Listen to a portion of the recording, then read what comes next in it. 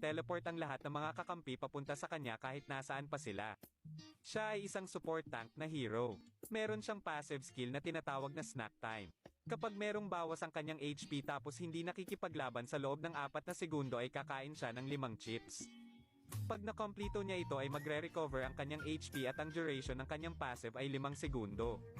Yung dalawang parang gulong ang ginagamit ni Chip kapag nagbi-basic attack sa kalaban. Ang kanyang first skill ay tinatawag na Crash Course. Para itong second skill ni Akai na magbibigay ng damage at stock sa kalaban. Tapos kapag pinindot ang basic attack ay may lalabas na kamao sa likod ng kalaban at maa-stun ito.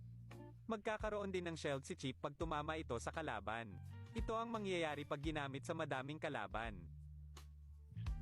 Ang kanyang second skill ay tinatawag na Overtime, kung saan siya ay bumibilis ng 2 segundo at kapag nag-basic attack ay magdadash siya papunta sa kalaban at mana-knockback ito.